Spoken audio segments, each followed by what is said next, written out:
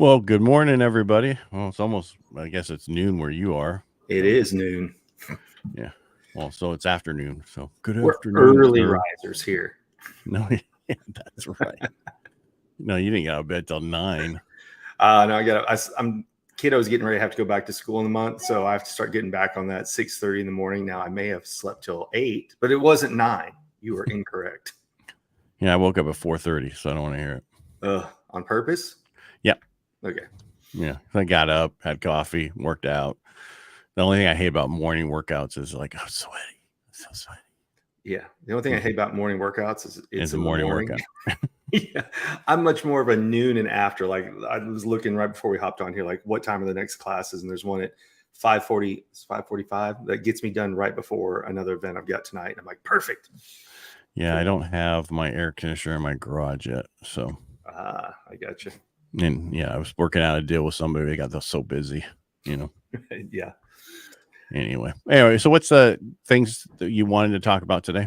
Yeah. So it's been an interesting week. So I got to spend some time with Renee Rodriguez, and I'll talk about him. Show his website in a minute. Such a name dropper every day. But there's a reason why. I was with the Queen of England. Well, it wasn't me alone. It was in his class. But then I'm also taking a class on Book Yourself Solid, which is a book that's been around for quite a while. And they have a common theme. So this is the Book Yourself Solid book. It was by Michael Port, but I know the people who ended up buying the company from him. So I've been going through they're doing a challenge and everything else, then end up joining that. And then that's Renee's book, was Amplify Your Influence.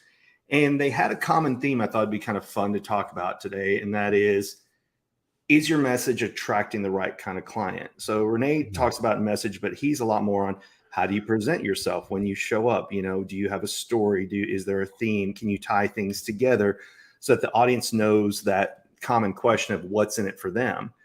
And then the Book Yourself Solid is more about, have you set up who is your ideal avatar? Who are you looking for? What makes you different?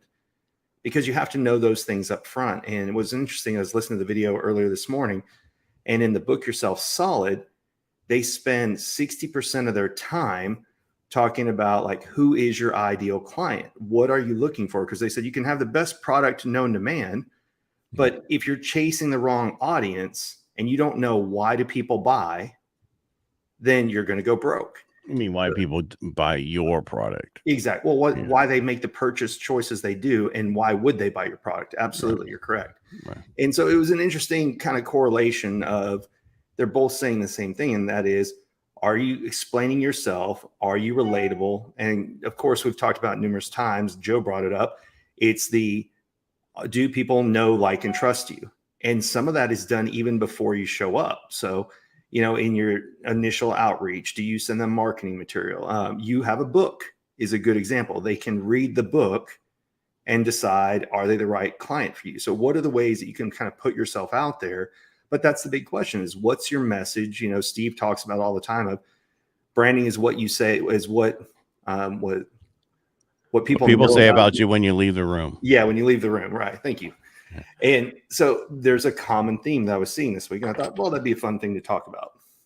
And the only thing to add to that, because I was talking about the same thing, basically know who your client is, but also understand, stop doing price, right? Yes. I mean, if you have it right, you won't have to compete on price. Correct. And we can get more in yours, but I just quickly want to say this one part, because one of my loan officers was fighting against the credit union and going, I can't beat them and blah, blah, blah. I said, well, you shouldn't be fighting on price in the first place, because you're going to lose, and you're not going to make any money when you fight on price. Right. Everybody's so worried about, there's only so many deals right now. Oh my God, I jumped ahead. Yeah. Oh, I'm sorry. I'll shut up. We'll come back to this. No, this is what we're going to talk about. So this is perfect. Go for it. Anyway, so I was explaining I said, well, what they were trying to do, basically trying to purchase this duplex, and the way they were setting it up was through one program, and it had to be all these different things, and it was not working. I'm like, well, why don't you do this? And I didn't want to get into it on the air here, but, right. And I said, do this, and then it's going to be this program, and don't tell them what program it is until they're on board with you, because you don't want the other side to go, okay, I can do that now. Well, why didn't you think about that in the first place? And that's what a lot of people don't get, is price. You have to give something up when you only focus on price, meaning that, it's like if my grandfather said the most expensive tool in the shed is the cheapest tool because you have Right. to replace it 3 times. And so that's basically the same thing. When you compete on price, what do you have to give up to be able to match that price? What services can't you give, or not everybody's at Costco. And even in Costco, Hmm. they make a lot of money on a lot of stuff when you shop off sites. It's not the Right. same on everything. They So make I'm just don't percentages on bulk, right? Instead right. of making a lot of money on one. And But then some of their products they make a lot more on. correct. Yeah, so those are, the lost leaders they have, and there's other things that bring you in, but I just saw that Budweiser had the star next to its number, which means they're not going to carry it anymore. Well, they're not doing so good. $30 billion in loss might hurt. Well, I'm just saying that's called the death of the death of Costco, meaning Right. that when you get that on your product there, the star next to it, that means they've kicked you out and they're not going to do any more for you Yeah. with you. Once they're out, they're out. Mhm. Yeah. It's back on this topic. Sorry. This is fantastic. So when the kind of work I used to do, we would have to find a loss leader. What product do we just want to make okay money with because we can make more money with other products? Now, some people don't have that other product. And the problem, if you're selling a commodity or a service that other people do, if you don't find a way to differentiate yourself, then the only way to do it is to go cheaper. And then it becomes a race to the bottom. And we see that on so many different things where there's a good product, but somebody offers it for $5 less. And then somebody offers it for $10 less. And next thing you know, that product is basically, it drives both companies out of business because they were racing to try and make it cheaper. There's a great meme. I don't know if you've seen it, or it's kind of like a little short video where two guys are selling eggs next to each other. Mhm. And one guy says it's 50, and then the guy next to him does 40. And then the guy that was 50 drops his down to 30. And the guy that was 40 buys all of his eggs and then raises his price up to 70. But it's because before, when it was a race to the bottom, it was a losing situation. But then when he had something that made him different, he had all the eggs. What did he do? He raised his price. Right. And And I saw this on a Facebook post with somebody a loan officer saying, I was competing against this person, and so I cut my comp down to this so I could compete. And then somebody else came in and went and did it for this, and they got the deal. And someone said, so you're complaining that somebody else did exactly what you did Right. and won the deal, but you're complaining about it. So Yes. maybe you shouldn't go there in the first place. There were bids that I saw in previous life where you looked at the numbers and you look at people were going to take millions of dollars in loss, but it was to just have the name recognition of, oh, that's my client. And I don't know if there's a good book. I can't remember who wrote it on sales, but he walks you through the entire process to sell any of your products to Walmart and how they basically beat you down the entire way through every meeting that you go through. Like, what's your lowest price? What's your lowest price? But people will do it. Why? Because you can say, I'm in Walmart versus, I'm in a boutique store. But then you have, worldwide distribution. And, it's on so many different products. We've talked about this before. Like when you did your book, do you go to a publishing company? Do you self-publish? What do you do? Because there's different ways that works out, right? If you go to a publishing company, you may get a big advance, but they own the rights to your book. Correct. If you self-purchase, then you can make changes. Publish. You own, self-publish. Then you can change it. You own it. But the big part about it still comes back to, if you're doing it strictly on price, it's always going to be a lose-lose situation, especially if it's a product or service that anybody else can do. Well, it's like I was on, I've been on podcasts because my book came out, and one guy was like, you have a hardcover with a jacket? Was that through I'm like, yeah. And he goes, we publish, and we thought it was just a hardcover without the jacket. I'm like, whatever. I don't know. Who I went through, they helped me out. And yes, it's a hardcover with the jacket, and they helped design the whole thing. So there's some levels of self-publishing. You might want to look at different things to get what you really want. Don't cheap out on it just because you're self-publishing is what I'm getting at. It's important. Well, it's the same thing that you mentioned before. If you go the cheapest route, you're going to end up spending more in the long run. You can take that advice across pretty much any product. Cars, doesn't matter what it is. The more you pay, the usually, more it lasts. So take simple examples. Why does Toyota have Lexus? Why does Honda have Acura? You know, it's not, there's the same car. They just slap on a few different components, but they can raise the price of those things significantly because why? The service at a Acura dealership compared to the service at a Honda dealership, you're getting the same service, but the way that they handle it and they treat you, waiting room areas. If you have an Acura, they'll come and pick up your car and do the work for you. If you have a Honda, don't know if they do that. But it's the same thing. It provides the same service, but the value associated with an Acura compared to a Honda is so much vast and different, right? And the message and the people they target, Honda is, hey, here's a good car at a good price. Acura is, if you would like a luxury vehicle with the same standards, blah, blah, blah, that's why people will buy it. Well, again, it's knowing your clients, right, and what they want, and that's what they've done. People want not standards, but you know, that level of I'm this Service. person. I have or I have Acura, or I have a BMW, or I have a Mercedes, What's or I have their identity? Status symbols is what I was looking at. So it just depends on what you're looking for. You know, it's funny because when I used to drive Audis, everybody's like, "Ooh, you have an Audi." Right. And I'm like, I drive a freaking Ford F-250, costs almost more than the freaking Audis. Right. And no one goes, ooh, you have an F-250. Well, I know in Texas they might. In California, they probably look at you as, you know, you're killing the environment. Guzzler. That's right. You're ruining the environment. Yeah, we're all getting tired of that. Yeah. Watch out, your hot water heater's next. You have to start taking cold showers. They're going to take that away from you. Hey, look, that just means everybody gets the Wim Hof method for free. I don't know why you're seeing this as a negative. Everybody would be in better shape. But, yeah, whatever. But kind of back to what we're talking about. If you create the right message, that's what lets you become an authority, right? And so a good example of when you're doing this is, what's your origin story? What are you sharing with people? Why should they trust you? So a good example this past weekend is they said, watch out for using the word coach. Why? Because everybody's a coach of some type, right? So if you're going to... What's a new term for coach? Well, he didn't give one. He just said, if you're going to use that term, then you need to have what's your origin story? Why should people trust you? Because you're already fighting against kind of a bad stigma. And it's not always meant to be bad, right? If you're the coach of a professional football team, it's a high level.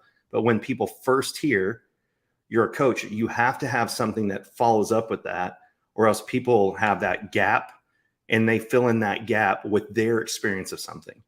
Right. And so what you want to be able to do is give them a detailed story that explains a little bit of who you are, why you do it, why they should go with you. And it's in the exact same thing I was reading or watching today in the Book Yourself Solid. That's what they said is, it's not, if you call yourself, and they use the example of a realtor, you say, well, you know how you have this, I specialize in specific market and I do this thing. And they said, never answer with a simple title. So the example that they gave in the video today was, if someone says, hey, what do you do? And you say, I'm an attorney, then people are relying on what has their experience with an attorney been. Well, for most people, it's bad, because if you have to involve an attorney, you've had some type of legal matter, you're in some type of lawsuit or potential, that it's not a positive. Now, let's say that your only experience with an attorney is setting up an LLC and getting started in your business and you're super excited. That's the smaller percentage. Right. So how do you reframe that basic, I'm an attorney, to I help companies, set up their articles of incorporation, or I help, people who want to become entrepreneurs, ensure that they're legally protected in the future so business can thrive, or whatever you want to say. Right. I help people protect themselves against lawsuits. Exactly. Yeah. But it's like me, there are two questions. Someone asked me in an elevator what I do. It depends on whether or not I want to talk to them or not at the time. Right. So if I don't, I say I'm in the mortgage business. And that's pretty much the same thing we just said. If I want to talk to them and have them ask questions, I say two things. I help people tell their stories across multiple mediums. That's one of the things, right? Because I do mortgages, podcast, radio. Right. The other statement would be I help people create personal wealth through home ownership. Yes. So it just depends on what you're looking for. Right. And what I want to say and how I feel that moment. If I want to go get a margarita or something to drink and not talk to you, then I'm in the mortgage business. Yeah. That's the equivalent. I get on planes and, what do? As soon as I sit in, put on my Bluetooth and click on, and I will I'll sometimes preface it with like, hey, I'll be the guy who'll be snoring next to you in about 5 minutes. I just put these in to go to sleep. What does that mean? Leave Don't me the bother hell me. alone. Yeah. Don't bother me. Yeah. So it all depends on That- who sits next to you and where you're sitting. Obviously, if you're sitting in first class in the plane, you get bumped up, then you may want to chat with the people around you. If you're in the back of the plane, 50-50, right? But it was just interesting. Like I said, those two different events that I'm going through the same type of courses right now had a lot of similarities. One, Renee's was on more of how do you present, how do you speak, how do you represent yourself, how are you providing value to the person? And the Book Yourself Solid is how do you differentiate, because Book Yourself Solid was actually written for people who have a business where there's so much competition out there. What do you do? So back to your point, it's not strictly done on price and you're not racing to the bottom. Right. And I think both those people you're talking about, they pretty much sound talking about the same thing, and they just repackaged it a little differently. Sure. And the reason is like, okay, you're in the real estate industry, you're in the mortgage industry, you're an attorney. There's so many people in those. It's like on our Rotary, it's like, we don't need another attorney in here. You know what I mean? Right. We don't need another mortgage person in here. We Right. don't need another real estate agent in here. Yeah, we do. We only have one. But and it's very competitive, especially right now when we're only doing a third of what we would normally do in a normal year. I'm not talking the crazy years we just went through, but a normal year, which is nothing. So, and again, it's you want to set. So a good example of this again, you want to pre-frame what you explain to people that you do, so it's kind of along the lines of what you want versus the bad experience they may have had. So how are you setting it up? And the reason that it was kind of the topic today is, what did we talk about before? Your scripts, your standard operating procedures, those are all the same thing. It's just now it's on how do you market yourself, right? But you still have to know the same thing. If you go out and you announce, well, this is what I do and this is how I do it, and then your cold calls or your if they deal with anybody in your company and they're on a different page, people feel like it's a bait and switch. Or you don't know what the hell you're doing. It just depends, right? Well, and again, it depends on whether you're a salesperson or whether you're support of who they're talking to is what I'm getting at. Because I look at can I get to fix this problem, right? I deal with figuring ways around a problem all day long, where other people look at a way to get rid of stuff. Right. It's how you, and again, so it's a difference. And you look at it totally differently from the sales side than the marketing side or the support side. Even though everybody should look at the same, nobody does. Right. Well, to your point, are you selling something off the shelf, which means anybody can buy it? Are you providing a service that anybody can provide, or there's a lot of competition?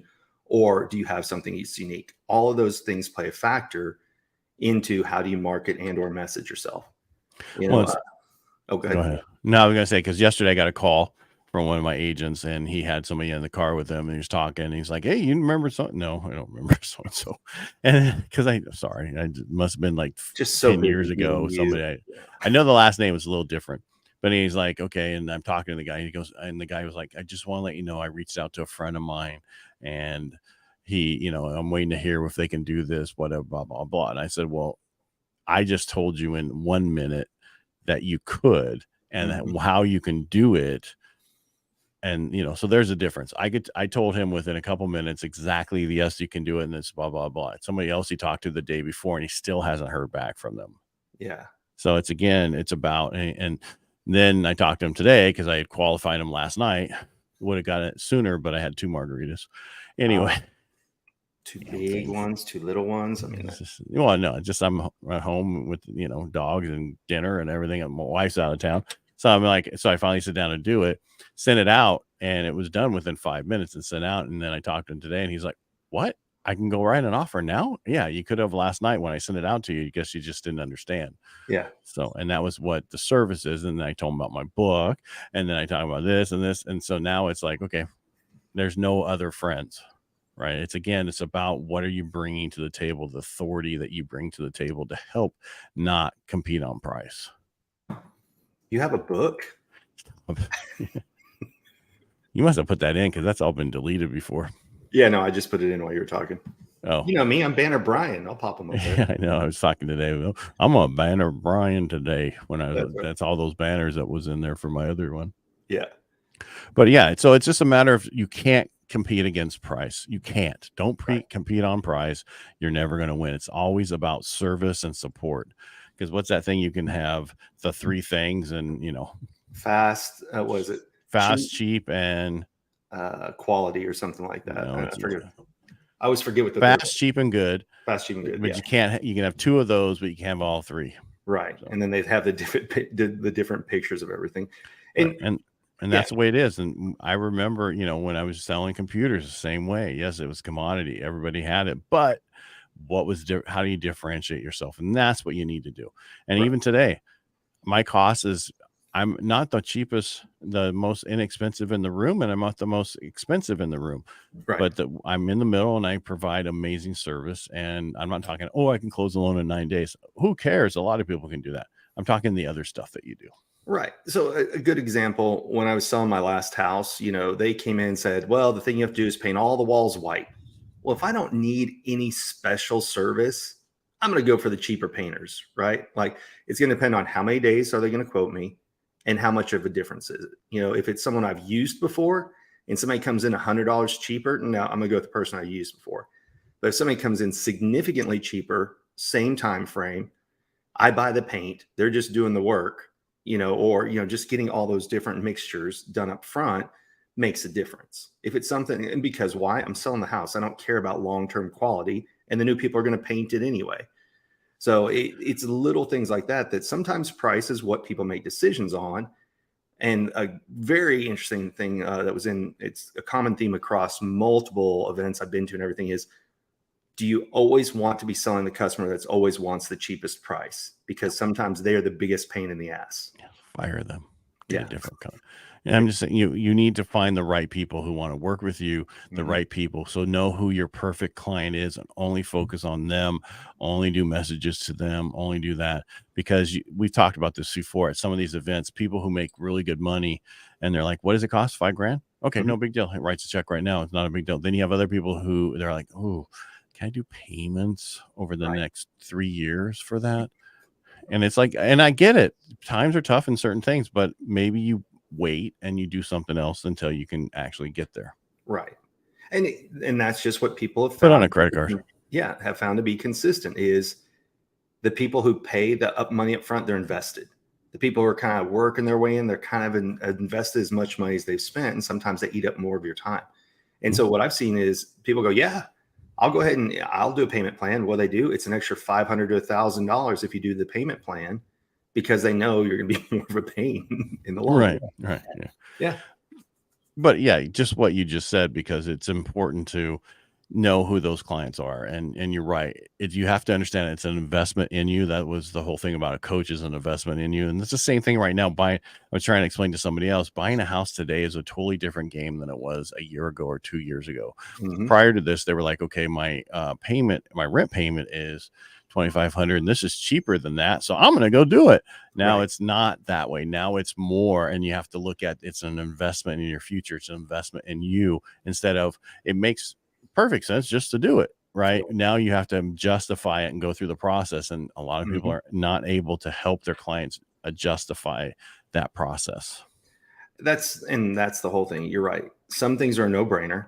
Some things you have to look at what makes the most sense to do it, and is it the right time. So no different than you brought up with, if you can't afford to pay for a course right now, should you be taking the course right now, or should you be focusing on how do you bring money in first, then buy the course second? Same thing with what you're talking about with housing.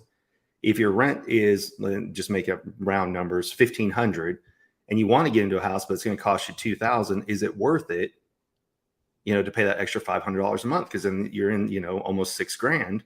Actually, it is 6 grand a year for that. Do you have that extra 6 grand laying around or not? But Yes, it is worth it, by the way, because now it's an investment, not throwing your money away every month for your landlord to own that house instead yeah, of you. The yeah, difference is that after the first couple months, you're going to go, oh, that was not a big deal at all. Everybody has that issue in the past. The problem was during 21 and 22, with rates so low, it was not a big deal. So, that's where, the difference. Yeah. where I live, there's a big debate on, is it better to rent or not, just because property taxes have gone up so much in No, Texas. Texas sucks. I don't want to get Yeah. into that. We'll be here all day. Yeah. I got a buddy who He owns his condos outright, but the problem is property taxes go up so much every year that if he were to raise his rent in correlation to the property taxes, his people would all move out. So he's really, this year, he's thinking about just telling everybody, hey, when your lease is done, move out, and he's going to sell the whole thing because he can't keep up with it. Other states, no brainer. Arizona, Florida. My dad had California's better than that. Yeah. Yeah. I'm just, but I'm moving to Texas for a better life. I'm telling you right now, it's a much better life. I'm just messing with you. Are things cheaper? Yes. What? Is owning a home cheaper? No. What are cheaper? Gas, right? Houses. What's your gas? What's your gas price? I paid $3.62 yesterday. So gas here's $4. See? Ooh, $1. Hey, it all adds up. Yeah, give me but you can also buy a house here for $500,000 will get you a decent size house, $600,000. Well, as long as you're not in the Bay Area or San Diego, you can do the same thing. Right. It all depends on where you live. Oh, if we move out of the major What about Dallas? What about Dallas? Which part of Dallas? The best part of Dallas. Like where I live? I don't know. A condos right now, let's say duplex. So I live in a 2-bedroom, 3-bath or 2.5-bath condo. This is probably $600 to $750. Yeah, so that's California prices, dude. But instead of buy the coast, but then try to explain to people that's like a concert. The closer you are to the stage, the more expensive the seats are. Absolutely. Same thing here. So I got a buddy, the closer you are to the ocean, the more expensive the seats are. I drove out to, they live in a town. It's 37 miles from here. So 45 minutes, no traffic, but they bought out there because the city's growing out there. Right. And so it's very affordable. Now, in 5 years from now, will the property taxes be there? Who knows? It's just crazy where all the big companies from California have moved to that part of Dallas. So it's called like Frisco area, all that. Their property taxes are getting to be ridiculous. Because how did they get all the companies there? Well, they raise the property taxes on the houses to give the discounts for the corporations coming in. And what people are paying are nuts. I think I've mentioned on a previous show, I used to pay 1/3 of my mortgage was property taxes. So $1,400 a month of my property tax was just for property taxes. Yeah. Well, I get that because you guys are 3% property taxes, plus you guys go up 10% a year, and that's just ridiculous. And if it's on a rental, it just goes up to whatever the new value is. That's just ridiculous. All right, sir. Thanks for being here today. Really appreciate you doing all this for us today. Yeah. Do we have a joker for Thursday? Yeah. Not yet. But so we talked about 2 different people. So the first one is Rene Rodriguez. So his website is meetrene.com. He does have an event coming up called AmpCon in October. Pretty inexpensive for the ticket. I think it's like $497 for the general admission all day. Spending time around him is well worth it. The guy's just a wealth of knowledge. He's been speaking for 30 years. He's great. And then the other one I mentioned, I showed the book for, was Book Yourself Solid. This book's been around for quite a while. Michael Port used to own it, and then they sold it off to some other people. And then actually Sean and Lacey, who you may have met, they recently purchased it, kept the CEO in place. And that's how this book ended up on my radar as I'm going through their class right now. But it's a really good book to read. All right. Well, appreciate you being here, and appreciate you for watching and you for listening. And again, is your message attracting the right kind of clients? You want that up there? Yeah, I'll pop that back up there since that's what we started off with. So wrap it back up again. And that's what you need to know. What is your message? Leave it there. What is your message? Are you attracting the right clients? Are these the clients you want? Exactly. That's what you need to do. You need to re-look at constantly who your perfect client is and make sure that's always who your perfect client is, because it might change over time. And that's what you need to focus on.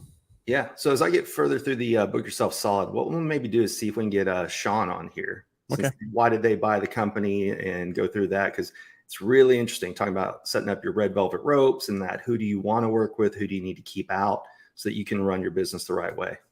And I totally get that. So, yep. All right. Thanks for being here today there, Mr. Brian. And I'm Ed Parcaut, and you can find us. What's your right there's our YouTube channel. Best way to help us out is subscribe, and that would be ACES 53, Ed Parcaut, and Subtle Skills. And Brian, thanks for being here.